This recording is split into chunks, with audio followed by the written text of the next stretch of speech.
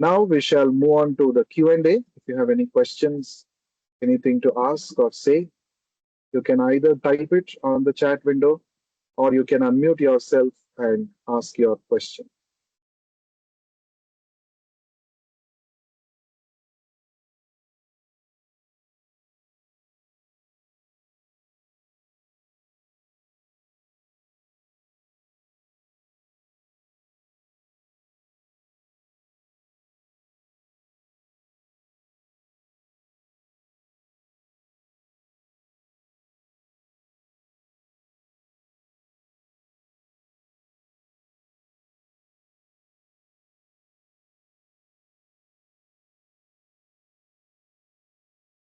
Okay, thank you all for joining today's session. We shall meet again tomorrow. Okay, I think somebody has asked a question. Uh, Kautuk, so Kaushik can you says, please read out? Yeah. so Kaushik says, Hare Krishna Prabhu, what is the difference between two souls? Like between souls of two people? What is the difference? Okay. What is the difference between one soul and another soul? That's the question. Okay. Each soul is a person, and each soul is constitutionally the same. Each soul is Sat, Chit, and Ananda. Sat means eternal, Chit means not full of knowledge, Ananda means blissful. So each soul constitutionally is the same in the sense each soul, Chaitanya Mahaprabhu says, Jivera Swarupahaya Krishnera Nitya Dasa. The eternal position of every soul is that each one of us is an eternal servant of God. We are an eternal servant of Krishna. Realizing this is called self-realization. Having said this, each soul is different also. Each soul is unique. Unique means each soul has got a unique capacity to love Krishna and to serve him. This is very interesting. The way X person can love Krishna and serve him, Y person, Y soul cannot love and serve. He has a different, unique relationship. That means Krishna has got a unique relationship with unlimited souls simultaneously. That's the loving capacity of Krishna. Krishna is unlimited, and even though there are unlimited souls, Krishna can relate with each of them the way that individual soul wants and give complete satisfaction to that soul. Now we see a very dim reflection of this in this material world. Like, for example, each one of us also have multiple relationships, right? Multiple people to whom we relate with differently. So to my father, I am a son. To my friend, I am a loving friend. To my colleague in office, I am another colleague who works with him. And let's say to my nephew, I am an uncle.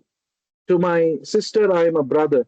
So I have relationships with all of these people, and I try to reciprocate with all of them, but it is not very perfect.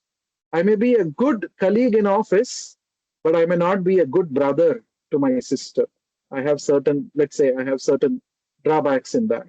I may be a good son to my father, but I may not be a good friend to my classmates. That means our ability to reciprocate with different people, it is very limited. But originally, Krishna, he is a reservoir of all kinds of relationships, and he can relate with unlimited souls in unlimited ways simultaneously.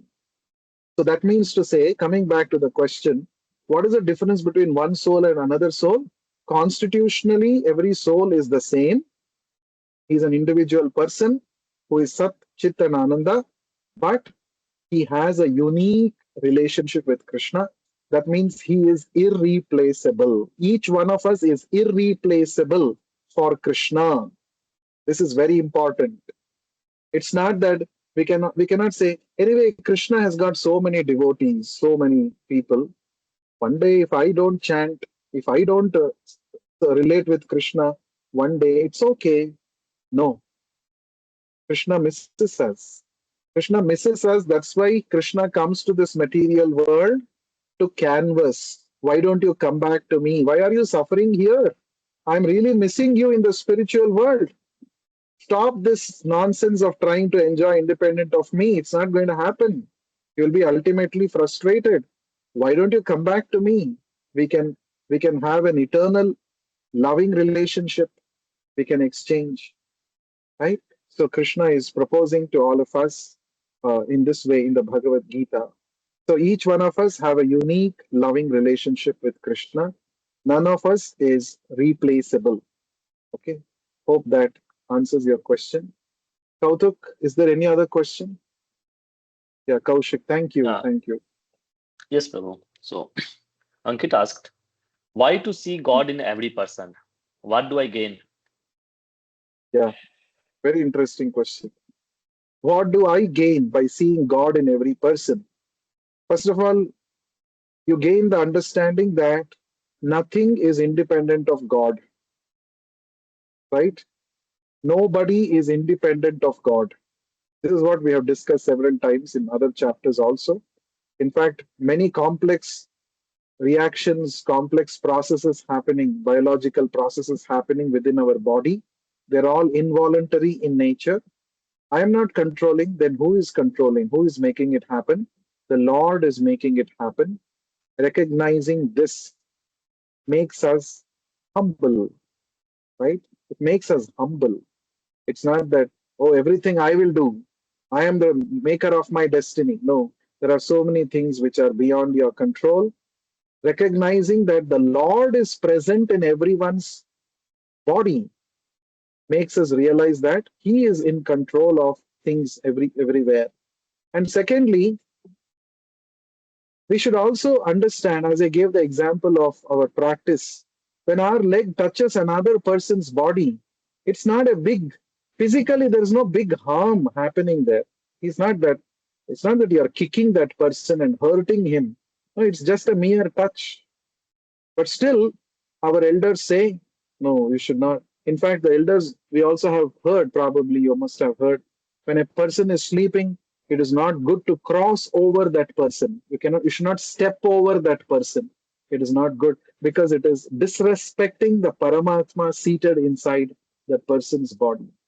So, by learning to see the divine in every person, we learn how to respect and relate with every person. We learn that I should not exploit the other person, right? It's not that somehow or the other, I want to become successful, I want to become a rich person, I will put down others, I'll exploit others. No. Each person belongs to God. Each you are a son of God, and every soul is a son of God. So everybody has, in fact, in the Ishopanishad, Ishavasyam idam sarvam yat kinchit jagatyam jagat tena tyaktena bhunjita magrida kasyasvid dhanam. So Ishopanishad says, everywhere, this entire Ishavasyam idam sarvam, everything is pervaded and controlled by the Supreme Lord. And whatever is set aside as your quota, you accept that. Don't encroach upon others' property. Others also have the same right to live the way you have, because everybody is part and parcel of God.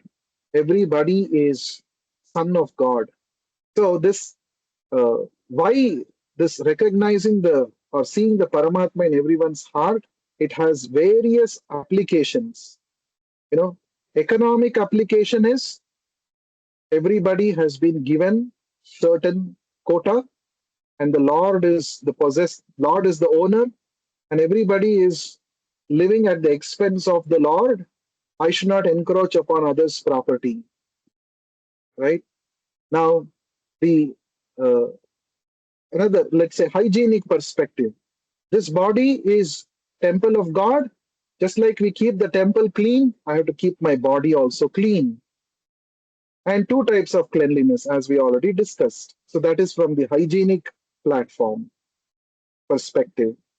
Then uh, recognizing that there are so many things happening inside the body and the Paramatma is making it happen makes us, filled with humility. There are so many things which are not under my control. So recognizing the Lord in other living entities is a very important aspect explained in the Bhagavad Gita. Every now and then it comes in the Bhagavad Gita, and it also is emphasized very much in the Sanatana Dharma because it helps us recognize that everybody, whatever may be their external conditions, bodily conditions. So social application of this is body-wise, everybody is different, but at the core, he is the soul, and the same Paramatma who is seated in your heart, he is seated in his heart also. We should not discriminate, right? So why this caste system? Caste system is a, there were a lot of fights within the followers of Sanatana Dharma about caste system. That is because of wrong understanding or no understanding about this concept that Paramatma is seated inside everybody's body, right? So we have to understand it properly. It has applications at various levels: social level, personal level, society level. It has applications, and that is why it is important to recognize. And ultimately, why the Lord is present in everyone's body, why he has to expand himself into so many forms and present along with the soul, because he loves you. He loves each one of us. That is why he accompanies us life after life in whatever species of bodies we enter. The Paramatma is always accompanying us. He is our constant companion. He is our constant companion. But he is currently Ajnata Sakha. He is our Sakha. He is our friend, companion, constantly is accompanying us. But we have forgotten him. Therefore, he is Ajnata. We have forgotten him. He is the unknown friend. So by studying Bhagavad Gita, we are getting to know our constant companion. All of us yearn for a constant companion, isn't it? But on the bodily platform, relationships will not last forever because bodies themselves are temporary. So relationships are also temporary. But there is one relationship which is eternal, which is beyond the temporary body. We need to recognize that. And that's the special prerogative of humans. And that's why Bhagavad Gita knowledge is meant for human beings. So these are some of the thoughts on why we should recognize Paramatma. What will happen to me if I recognize Paramatma in everybody's heart? Hope that answers your question. Kautuk, do we have any other question? Yes, Prabhuji. So, Teju asked, Hare Yeah. Krishna Prabhuji, how to process or digest that me and my identity are different? Hmm. No, me and my identity are not different. I am the soul. I am not the body. The soul has got an identity. The soul's identity is we are Amsha of the divine. That is our real identity. Right now, what we have assumed is wrong identity, false identity. I am thinking I am this body. Therefore, I am thinking, I am associating myself with the designations of this body. I am a Hindu, I am a man, or I am a Kannadiga, or I am a Tamilian. I belong to such and such community. I belong to such and such. You know, these are all designations pertaining to the body. These are not our real identities. Identity means that which does not change. That is called identity. But we keep changing our bodies life after life. That means the designations of the body also keeps changing. Then how can you call these designations, temporary designations, as your identity? That cannot be called your identity. Identity means something which does not change. So in the Bhagavad Gita, Lord Krishna is revealing what is our actual identity. Our actual identity is the changeless soul. We are soul, we are Atma, for which there is no birth, no death, and it exists forever. And that Atma has got a loving relationship with the Supreme Lord Bhagavan. And realizing this loving relationship with Bhagavan makes the Atma perfect, makes it fully satisfied. This is what Krishna explains in the Bhagavad Gita. Hope that answers your question.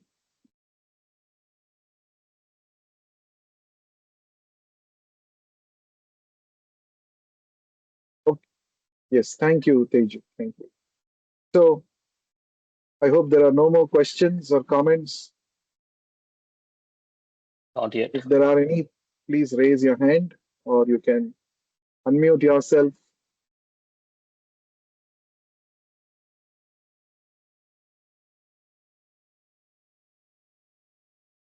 Okay, very interesting questions today. Very nice. So, as I said, I repeat, please try to read Bhagavad Gita as it is, chapter 13, verses 8 to 12, translation and purport, where very beautifully Krishna elaborates, gives a list of 20 items of knowledge, and Srila Prabhupada very nicely explains all of these 20 items of knowledge in his purport. Please try to read that. It will not take more than 10-15 minutes. Please try to read that. So thank you so much for your valuable time. We shall meet again tomorrow at 8:45. Thank you. Hare Krishna. ग्रंथराज Shrimad Bhagavad Gita की जय, विश्व गुरु श्रील प्रभुपाद की जय. हरे Krishna. Thank you so much, Prabhu. So hope you had a wonderful session, everyone.